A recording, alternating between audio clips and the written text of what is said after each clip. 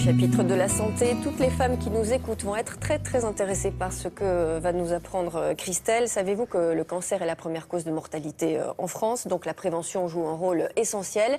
Et figurez-vous que le surpoids et l'obésité potentialisent le risque de cancer, surtout chez les femmes. Surtout chez les femmes. Quelle est la corrélation ? En fait, c'est vrai qu'on connaît vraiment maintenant, le public connaît les principaux facteurs de risque de cancer. Donc on parle d'alcool, de tabac, de surexposition aux UV, de pollution, de certains virus, de certaines bactéries, comme l'Helicobacter pylori s'agissant du cancer de l'estomac.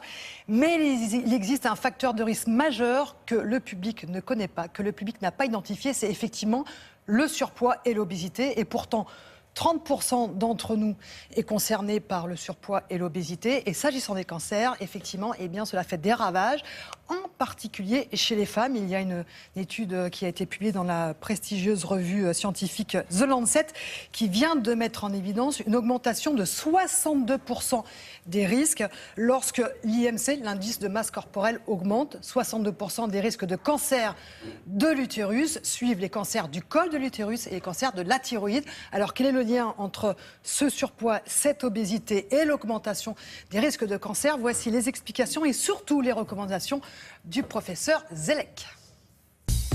C'est la graisse ?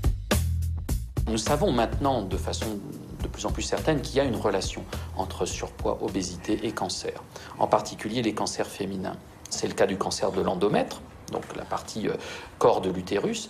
Ça, c'était des choses qu'on savait de longue date, mais on se rend compte que c'est vrai aussi dans d'autres cancers féminins, et en particulier le cancer du sein, où le surpoids joue aussi un rôle plus marginal. Les mécanismes impliqués sont de trois types. Le plus anciennement connu, c'est la production d'hormones, donc d'estrogènes, des hormones femelles, par le tissu graisseux. C'est quelque chose qu'on connaît de longue date, mais les hormones ne suffisent pas à induire un cancer à elles toutes seules. Il y a deux autres types de mécanismes. Il y a d'abord le rôle de la graisse abdominale. Quand il y a de la graisse abdominale, on sait que cette graisse, elle est active métaboliquement et qu'elle va fabriquer des protéines de l'inflammation qui contribuent à faire le terrain du cancer. Et puis il y a un troisième et dernier mécanisme qui est le rôle de l'insuline dans la survenue de cancer. Cette graisse abdominale, elle est associée à une résistance à l'insuline. L'insuline, elle est là pour réguler le sucre dans le sang et elle va augmenter parce qu'elle ne remplit plus son rôle. Et en fait, cette insuline, elle va aussi activer des protéines qui se trouvent à la surface des cellules tumorales et elle va avoir un effet qui va conduire à ce que ces cellules tumorales se développent. Donc l'insuline va alimenter la croissance tumorale. C'est un mécanisme qu'on n'avait pas clairement compris jusqu'à il y a encore très peu d'années. Alors, les recommandations aujourd'hui, elles existent. La première et sans doute la plus importante pour les cancers de la femme, c'est le contrôle du surpoids. De façon pratique et concrète, 3 points. Alimentation. On dit alimentation équilibrée, ça veut dire un peu de tout dans l'assiette, pas de compléments alimentaires, c'est pas utile. Deuxième point, l'alcool. L'alcool n'est pas interdit, c'est juste en quantité modérée et pas de façon régulière. Le troisième point, c'est l'activité physique. L'activité physique le plus régulièrement possible, le plus possible, mais il faut savoir que même un petit peu, c'est mieux que rien du tout.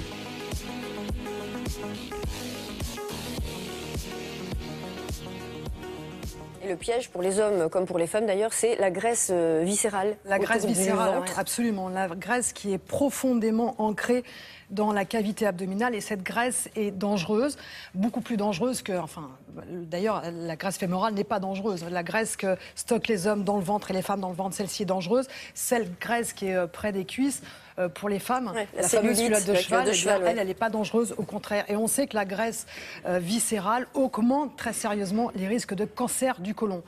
Et la bonne nouvelle, eh bien, c'est vrai que lorsque l'on fait pour les femmes une activité d'endurance, très rapidement, on arrive à taper dans ces réserves, dans cette graisse abdominale. Chez les hommes, c'est un peu plus long. Elle n'est pas forcément visible, d'ailleurs, la graisse abdominale chez les femmes. Absolument, elle n'est pas visible parce qu'elle est vraiment elle entoure les viscères et c'est pour cette raison qu'elle est dangereuse parce qu'elle est endocrine, elle diffuse des hormones qui sont dangereuses et qui augmentent donc tous les cancers, en particulier le cancer du côlon et de l'utérus chez la femme. Donc, alimentation et activité physique. Merci beaucoup.